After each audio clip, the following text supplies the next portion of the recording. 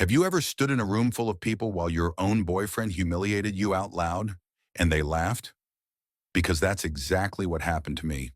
One minute I thought I was just being paranoid. The next I was realizing the man I lived with saw me as nothing more than a live-in maid with Wi-Fi access. This isn't a breakup story, it's a survival story. And if you've ever been the one holding everything together while someone else took credit and cracked jokes at your expense, yeah, you're gonna feel this one. All right, so first off, I have no idea if this is the right place to post. Normally, I just scroll through and read other people's wild stories. But I seriously need to let this out because what the hell just happened? Have you ever had one of those moments where you're like, am I seriously the only one noticing this? If you have, please tell me, because I swear I started the night thinking maybe I was just overthinking things. By the end of it, though, I was genuinely ready to drop kick someone. And no, that's not an exaggeration. Let me give you some background. I'm Jenna, 27, hi, and there's Tyler, 28, my boyfriend, I guess. Though after this, that label feels questionable. We've been living together for about 13 months now. It wasn't one of those, we moved in together for love stories. Nope. It was more of a practical decision. His lease was up and my apartment was basically falling apart. Honestly, I thought living together might actually be kind of fun. And for a little while it was. But that didn't last. I'll circle back to that part. So anyway, this weekend, we got invited to a party. Not even a party thrown by our own friends. It was hosted by our landlord's daughter, Maya. She hit us up saying something like, hey, you two are always super chill about rent stuff. Come hang out. I'd only met Maya once in person. She's more of a group text for rent reminders kind of landlord. But Tyler was weirdly hyped, saying it'd be a good networking opportunity. For what exactly? I have no clue. He always says that like he's about to launch a campaign or something. Dude, calm down. You're not running for mayor. Anyway, I agreed to go mostly because I hadn't been out in a while, and I figured there'd at least be free snacks. Worst case scenario, I'd make an early exit. We show up, and right away it's fancier than I expected. Not like mansion-level fancy, but there's real glassware, and someone already has a Spotify playlist going through a decent Bluetooth speaker. One that doesn't sound like it's been dropped in a puddle, which for these kinds of things is a win. Still, the vibe is off. Maya's dressed in this velvet top that definitely looks pricey, and it seems like everyone knows each other, except for us. Meanwhile, Tyler is acting like he's the guest of honor on some late-night talk show. He's overly touchy, laughing way too loud, and keeps elbowing me like he wants me to charm the room with him. Me? I'm there for the chips. So I just wander off for a bit and end up chatting with Maya about how our shower pressure sucks and the dryer's making these strange noises. Meanwhile, I notice Tyler is already working through drinks like it's a race. He's got his second cup before I'm even halfway through my first. I try to make a joke like, wow, going hard for a Saturday, huh?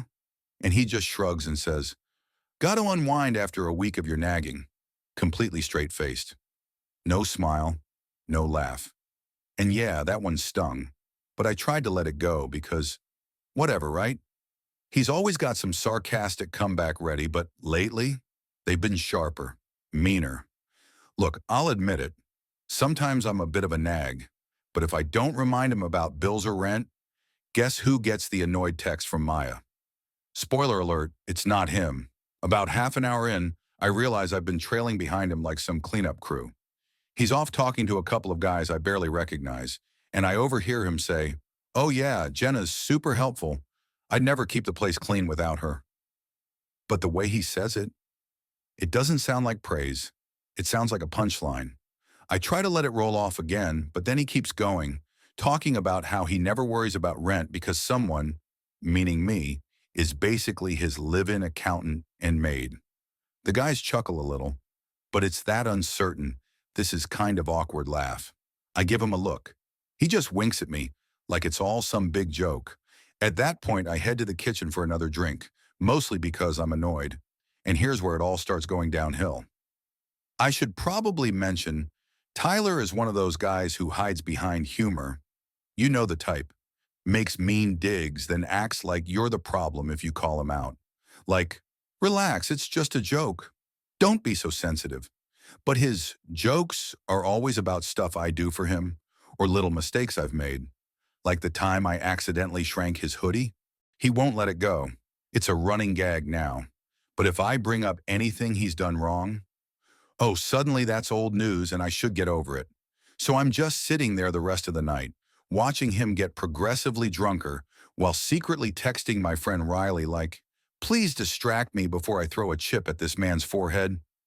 By the time it's, I don't know, maybe 11, most of the crowd is buzzed. But Tyler, he's fully wasted. I try to hand him some water and he brushes me off, starts talking even louder, like he thinks he's the life of the party. Maya slides over next to me and quietly asks, is he always like this? I just shrug and mutter something dumb like, he's had a rough week. Total lie. His rough week consisted of forgetting wet laundry in the washer, and now his clothes smell like a swamp. That's not a hard life. That's just being lazy. At some point, someone brings up living with partners and the worst chores to deal with. And that's when Tyler decides to make a grand announcement. He raises his drink like he's about to make a toast and goes, want to know what it's like living with Jenna? She's basically my maid with benefits. Great for scrubbing toilets and paying rent, but too boring for anything else. Yeah, he said that, out loud, to a room full of people. And then it's just silence. You could feel the air suck out of the room. Maya's face was all, did he seriously just say that? A few people laughed. That weird, please don't look at me kind of laugh. But most just froze. I stood up, didn't say anything, didn't make a scene, just quietly started walking toward the hallway. And then Tyler, this guy, reaches out and grabs my wrist. Not hard, but enough to stop me. And he says, with this smirk, oh, look, she's gonna leave. Sit down, Jenna, seriously, he says, like I'm the one making a scene. Then, like it's some kind of performance, he turns to the crowd, holds up my purse in the air and goes, look at this, guys. She doesn't even have the guts to leave. Pathetic, right? And people laugh. Not all of them, but enough that my face instantly burns with embarrassment. Maya just stares down at the floor like she wants to disappear. I try to pull my wrist away. At first, he doesn't let go. I have to yank it out of his grip. And it was not gentle. I just stand there for a second, frozen. I don't want to make the situation worse, but I also refuse to cry in front of these people. So I quietly sit back down. I take my purse from his hand and hold it tight on my lap like a shield. He stays standing there, still fishing for laughs, but the room is starting to lose interest. Whatever spark he thought he had, it's dying. I barely move for the next hour. I just sit there, silently scrolling on my phone like I'm texting, but really I'm just staring blankly at my lock screen. All I can think about is how many times I've covered for him, picked up his slack, paid rent on time when he forgot, did his damn dishes because he said he'd get to them later and never did.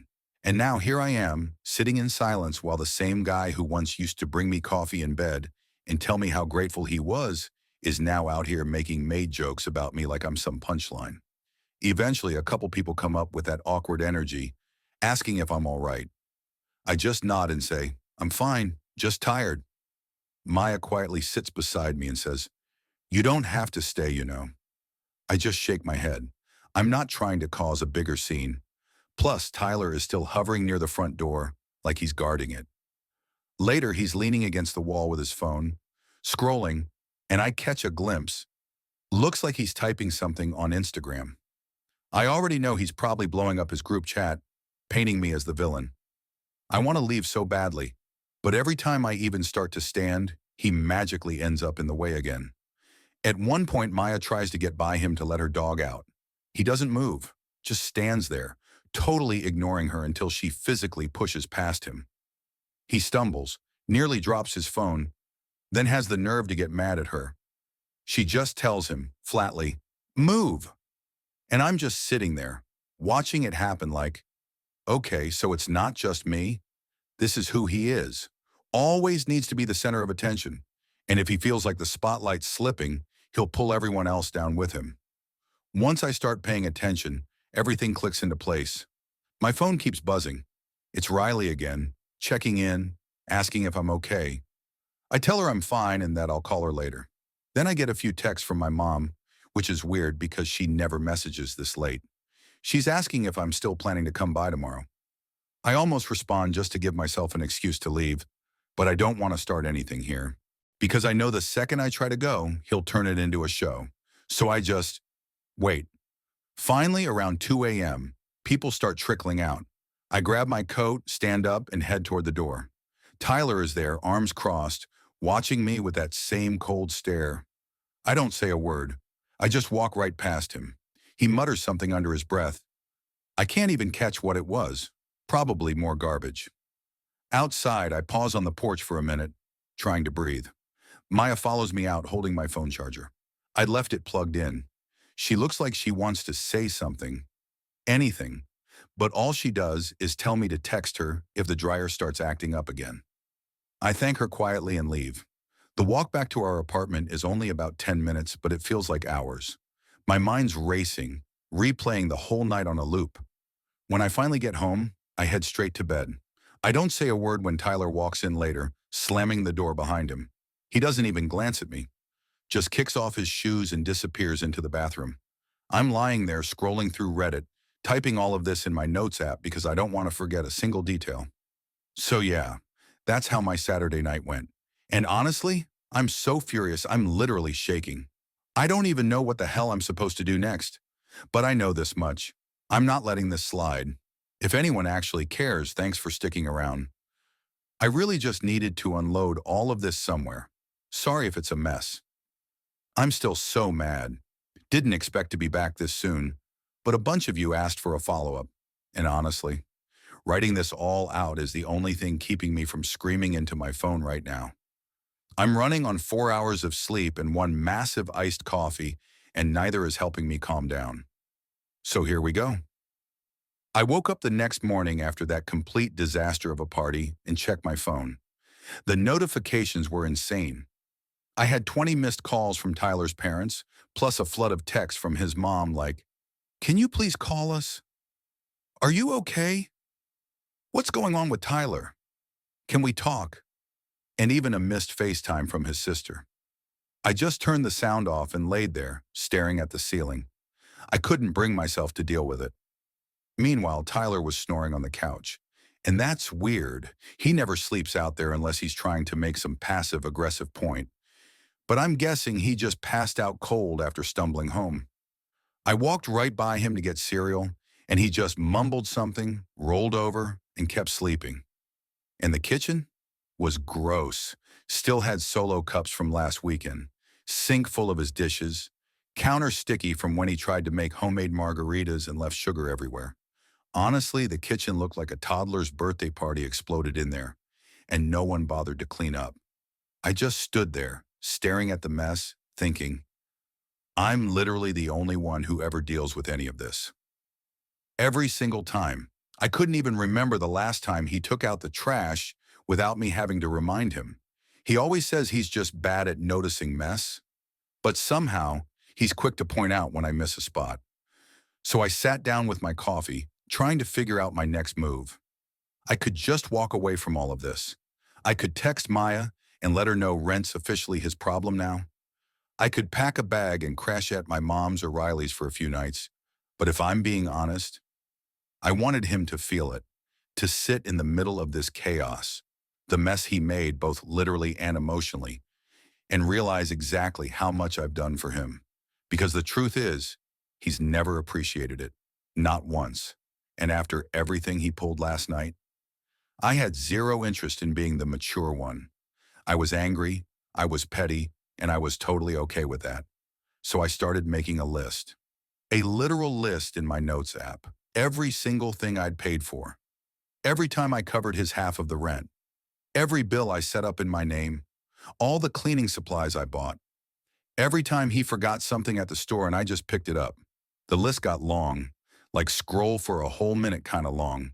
Toilet paper, paper towels, Swiffer refills, laundry cards, light bulbs, trash bags, even that stupid scented candle he always lights but pretends not to like. I even found old Venmo receipts from last year. The times he couldn't get into his account and I covered for him. And yeah, I paid the internet bill for 3 months straight. He never paid me back. just kept saying, I got you next time. The longer I scrolled, the angrier I got. So I started snapping pictures of things around the apartment that were actually mine. The couch, I bought it. The TV, mine. Plates, utensils, the microwave, the bed sheets, all mine. The only things he contributed were this hideous lamp from his parents and a busted kettle he swears he's going to fix. Spoiler, he won't. I began mentally sorting everything. What I could take without needing a moving truck. What actually mattered to me. What he wouldn't even notice was gone. I texted Riley and asked if I could borrow her car next weekend. She just sent back a middle finger emoji and a say less. Love that woman. I ignored Tyler all morning. Around noon, he finally shuffled into the kitchen looking like a human hangover. He made a dramatic show of filling a glass with water and rubbing his temples like his skull was about to crack. I stayed planted at the table, scrolling my phone, not even pretending to care. Eventually, he tried to make small talk, said he couldn't really remember much from last night. I just looked at him and said, "You said enough." He blinked like he didn't get it at first, then immediately got defensive. "Oh, come on, you know I was just joking. Everybody jokes like that." I didn't even bother replying, just stared at him. He sighed, annoyed, and went back to sulking on the couch. Later, my mom called, checking if I was still coming to dinner. She could tell something was off, but I just told her I wasn't feeling great, and I'd text her later. She asked if Tyler was coming too. I actually laughed. She didn't push, just said to call if I needed anything. Honestly, I probably should have told her everything right then, but I didn't want the whole, "we warned you about him" speech. Parents never let that stuff go. Tyler spent the rest of the day glued to his phone, scrolling TikTok, laughing occasionally, texting his friends. Then at some point, he got really quiet. I peeked over and saw he was messaging with Eli and Logan, his ride-or-die college buddies, and they were talking about how awkward the party was. One of them said Maya looked pissed. Tyler just replied, "She'll get over it." She always does. I took a screenshot. Not for blackmail or anything. Just, I don't know. Proof that he knows he was being a jerk. Around 5, I started packing a few things. Not everything, just the essentials. My chargers, makeup, favorite hoodie, headphones, some books, my laptop. Stuff he wouldn't even notice was missing. I stuffed it all into a bag and slipped it into my car. He didn't ask where I was going. Just said, "Grab some chips if you stop at the store." I slammed the door on my way out. Once I got to the car, I just sat there for a moment, breathing. Then I drove over to Riley's to drop the bag. She didn't say a word, just handed me a cold soda and turned on some music. Girl, I almost cried, but I held it together. When I got back to the apartment, Tyler was yelling at someone on Xbox, something about camping and respawns. I went straight to the bedroom and started going through the closet. Half the clothes were mine anyway, but his were just crumpled in a pile on the floor, like always. I started folding my stuff into a laundry bag. He walked in and asked, "What are you doing?" I said, "Laundry." He shrugged and walked back out like it was nothing. I made dinner that night, just for myself. He came in and asked where his was. I told him, "You can make your own." And he actually pouted, like full-on, sulky child vibes. I walked right past him and went to my room. Spent the rest of the night texting Maya. I reached out to Maya the next morning and asked if she was all right after last night. She said she mostly just felt embarrassed. Not even for herself, but for everyone. She apologized that I had to go through that with Tyler and told me if I ever needed anything related to the apartment, I should reach out. I asked her if she thought her dad would still let Tyler stay there if I moved out. She paused and said, "Well, you're not actually on the lease, are you?" I told her no. It was just him. When we moved in, Tyler said he'd take care of all the paperwork, claimed it'd be easier if only one name was on the lease. Of course, I didn't think much of it at the time. Maya just said, "Then it's his responsibility." I said, "Good to know." She replied with a thumbs up emoji. Weirdly, I started to feel a little lighter. That next morning, I kept moving out more of my stuff. Tyler barely even noticed. He was too busy getting into some heated argument with Logan about fantasy football, all while whining about the Wi-Fi being slow. I unplugged everything that was mine and packed it into boxes. The router? Mine. I pay that bill. Coffee maker, the good knives, my blender, the cozy throw pillows, even the air fryer, all mine. I left all his junk right where it was. That old crusty laptop, his squeaky gaming chair, and a tangled mess of wires he's been meaning to organize since the dawn of time. I texted Riley to come by and help me with the heavier stuff. She rolled up around 2, like a superhero in a hoodie. We loaded her car with boxes like we were on a mission. Tyler wandered out and asked, "What's all this?" I just said, "Moving some things." He nodded like it was completely normal and went right back inside. I left the big items, my bed, dresser, bathroom stuff, for the next day. Figured I'd finish up while he was out at the gym. He's super predictable about that. Every Tuesday at 6 on the dot, he's there. Always posting some cringy, sweaty mirror selfie on Snapchat like he's training for the Olympics. I texted Maya and let her know I'd be out by the weekend. She told me to just reach out if I had any problems. I said I'd leave my keys in the mailbox that night. Meanwhile, Tyler acted like none of this was weird. He asked if I wanted to watch a show together. I said, "No thanks." He did that pouty face again, and honestly, I had to stop myself from laughing. Then he complained about how empty the kitchen looked. I told him, "Maybe go to the store." He shot back, "Why are you being like this?" I just stared and said, "You know exactly why." He rolled his eyes and stomped off. I slammed the bathroom door behind me and stayed in there for a while. My mom called again. I finally picked up, told her I was moving out. She just said, "Oh, honey." She didn't even sound surprised. She asked if I needed help with anything. I told her Riley had it under control. Then she asked if I wanted to stay at her place for a bit. I told her maybe, but that I thought I'd be okay. She said, "All right, just say the word." I almost told her the full story right then, but I didn't. And now here's where it gets good. Next day, 6 p.m. sharp, Tyler leaves for the gym like clockwork. I text Riley. She pulls up in 10. We pack up the last of my things. Before I leave, I put a note on the kitchen counter. A full list of everything he owes me. Rent, utilities, groceries, cleaning supplies. Line by line. At the bottom I wrote, "Your turn to pay. Don't forget the toilets." I drop my keys in the mailbox. Take one last glance around the apartment. It looks sad, hollow, messy, weirdly off balance without my stuff in it. And yeah, for a second, I felt a little guilty. But then I remembered him waving my purse around in front of strangers, calling me pathetic. I walked out, didn't look back. Back at Riley's, she handed me a drink and queued up some trashy YouTube videos. We laughed. It felt normal. My mom texted later to say she was proud of me. I didn't respond right away. I just wanted to sit in silence for a while. Then, of course, the flood started. My phone started blowing up with messages from Tyler. He was furious. Said I blindsided him. Accused me of being selfish. Claimed I left him with all the bills. I didn't answer. He called. I ignored it. He called again. And again. I blocked him, blocked his mom, his sister, Logan, Eli, everyone, just in case. Then I texted Maya and said, "I'm officially out." She replied, "Thanks for letting me know." I asked, "Has Tyler paid rent yet?" She said, "Not yet." I wrote back, "Good luck with that." So yeah, that's where I'm at. I'm done. I'm gone. And I left him with the disaster he always pretended wasn't his. He wanted to be the one in control, the guy who never did anything wrong. Well, now he gets to handle the cleanup, literally and metaphorically. And I'm not saying this is the end. Not yet. If he wants to play games, I've got moves too.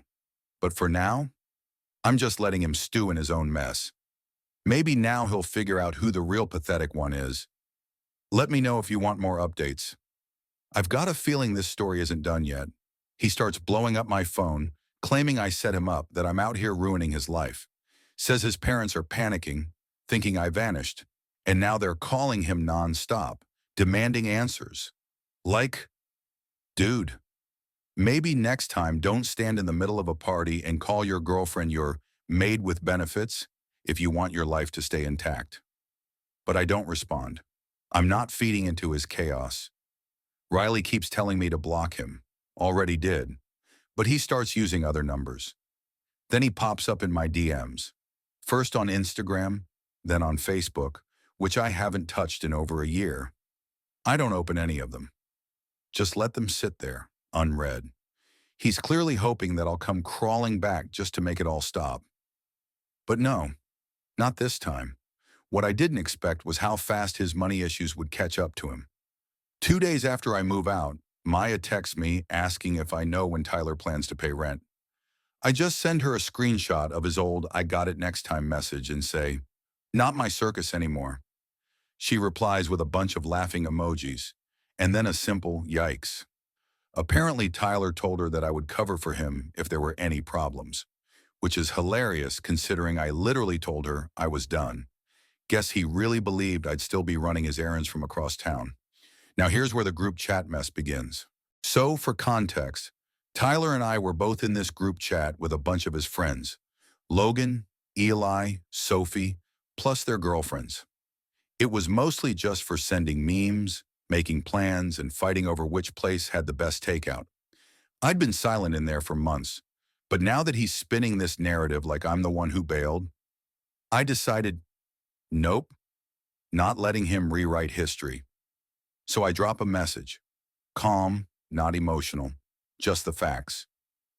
"Hey, since Tyler keeps saying I abandoned him, here are the rent receipts. Here's everything I covered. Here's a screenshot of that made with benefits comment, and here's the text where he said he's got me trained." Not trying to start a fight, just setting the record straight. And wow, that chat lit up. Two of the guys immediately tried to defend him, said he was drunk and didn't mean it. Sophie jumped in and said she always felt like he treated me badly, and she was glad I finally got out. Logan called me dramatic, so I dropped a photo of the handwritten note I left on the kitchen counter, tallying up everything he owed me for the year. Then, silence. For like an hour. Eventually, Eli messaged me privately, asking if I was okay or needed help with anything else. I told him I was good, but I appreciated it. He said Tyler was having a rough time. I didn't respond. Meanwhile, Maya tells me her dad's now involved because Tyler officially missed rent, for the first time ever. And get this, Tyler tried to blame me, which is adorable, because I'm not even on the lease. Maya said her dad gave Tyler 1 week to pay up or get out. No yelling, no drama, just business. And I can practically see Tyler trying to turn on the charm, acting like it's all a big misunderstanding. But this time, it's not working. Back in my actual life, I'm just trying to keep moving forward. I'm still crashing at Riley's place, sleeping on her couch, and we've been joking about sending Tyler an invoice for all my unpaid maid labor. My mom calls every day to check on me. I keep saying I'm fine, and she keeps offering to bring groceries or swing by if I need anything. I finally go to her place for dinner. She makes lasagna and doesn't say "I told you so," which from her is basically a hug and a full forgiveness package. Meanwhile, Tyler is trying every angle. He texts Riley asking if she can talk some sense into me. She hits him with a simple, "Don't ever text me again," then blocks him. Queen behavior. He tries Eli next, gets left on red. Then Logan tries calling me. I let it go to voicemail. He leaves this long, rambling message about how Tyler is struggling and everyone makes mistakes. Delete. I am not interested in being emotionally blackmailed into cleaning up his mess. And honestly, the pressure campaign is backfiring. People aren't buying his whole "poor me" routine anymore. Maya tells me her dad is totally done. If Tyler doesn't have the rent by Friday, which is now just 3 days away, he's gone. And I won't lie. There's a little part of me that feels vindicated. For over a year, I was the one keeping things together. I cleaned up, paid the bills, sent polite messages to Maya, apologized to his parents for his screw-ups. Now it's his turn, and he's flailing. And the best part? There are real consequences now. Maya's dad isn't being mean about it. He's just running a business. No rent, no unit, period. I heard from Eli that Tyler is begging people for money, trying to scrape it together, but no one wants to lend him anything because they know he won't pay it back. Even Logan, who's usually his biggest cheerleader, said he's got his own bills to deal with. Sophie DMs me and says she's sorry it took her so long to see how badly he treated me. I just reply, "It's okay. I'm good now." Then because he just can't help himself, I get another message, this time from a random number. It's Tyler's mom. She says she knows I blocked her main number, but she just wants to ask if I'll help Tyler out just this once. Says he's really struggling and doesn't know how to stay afloat. I text back one sentence. I'm not his maid. She doesn't respond. And you know what? I'm not even sorry. Oh, and this part's petty, but I don't care. A couple of days after I left, I went back to the apartment with Maya. She let me in so I could grab a final box of my books and my old blender. The one Tyler never even used but insisted on keeping, just in case. He was there when I went back for my stuff. And of course, he tried to start something. Claimed I'd ruined his life and that I didn't have to make everything so public. I just looked at him and said, "You did that to yourself." He stood in the hallway, refusing to move, trying to block me from leaving. So I pushed past him. He slammed the door behind me like a child throwing a tantrum. Maya just rolled her eyes and said, "He's not your problem anymore." I took the rest of my stuff and left. And honestly, I think I'm finally seeing him clearly for the first time. So much of his behavior was pure entitlement. He genuinely believed I'd always be there to cover his messes, that I'd keep paying his bills, cleaning up after him, laughing off his so-called jokes.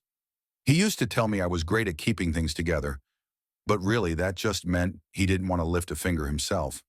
And when he finally got called out, he tried to flip the narrative and make me look like the villain. Now he's stuck, and the only person he has left to blame is himself. Every time he tries to paint me as the bad guy, it backfires. People are catching on. Even his parents, the ones who used to call me about every little thing. "Jenna, did Tyler call his grandma?" "Jenna, does Tyler have his insurance info?" Yeah, they're starting to realize they can't guilt trip me into stepping in anymore. I'm not being cruel. I'm just done. If anything else completely unhinged happens, maybe I'll post an update. But honestly, I think this is the beginning of him having to clean up his own wreckage. And if you're reading this and you're the Jenna in your relationship, please hear me. You don't owe anyone your peace, your paycheck, or your mental health. That's all for now. Unless he pulls something else, which, let's be real, wouldn't shock me one bit. All right, this is probably going to be my last post unless something truly unhinged happens, because I'm exhausted and I really need to start focusing on my own life again. But I promised a final wrap-up, and yeah, this one's a lot. First of all, to everyone who's still reading, thank you. For the comments, the DMs, the girls' same replies, all of it. I'm not used to random strangers on the internet rooting for me, but it's been weirdly comforting. So after my last post, I was just waiting to see what would happen. Would Tyler actually pay his rent, or would he get kicked out?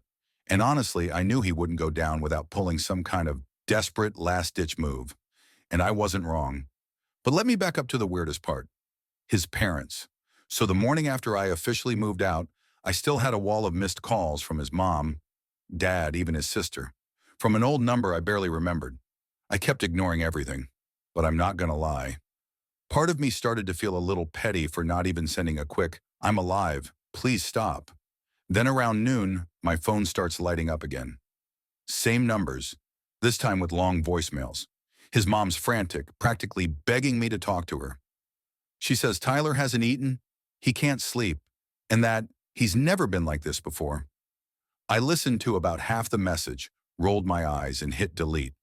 Look, I'm not heartless, but I'm not his therapist. I'm not his crisis hotline. I'm not his mom, and I'm definitely not his maid. But the part that made me want to launch my phone into the sun? His mom started texting my mom. Apparently, she still had her number from that one holiday dinner where they met. I only found out because my mom called me like, is everything okay? She tells me Tyler's mom said he can't pay rent and that I need to go talk some sense into him. My mom just sounded tired, like she was bracing herself for me to say I was getting back with him. But I shut that down immediately. Told her I'm done, he's on his own, and to please stop responding to any of his mom's texts. She just sighed and said, "Okay, do you want me to bring over groceries?" Meanwhile, Tyler keeps calling, over and over. 1 minute, it's rage. "You ruined my life." The next, it's desperation. I'm sorry, I'll change. Please come back. I ignore every single one. He starts using new numbers, even tries FaceTiming me. I block them all. It's like playing emotional whack-a-mole. Riley thinks it's hilarious. Says I should start charging him $5 per call. Honestly, not a bad idea. Maya texts me later that day. Her dad finally gave Tyler the official eviction notice. If he doesn't pay by Friday, he's out. Tyler tries to weasel out of it by saying his ex sabotaged him.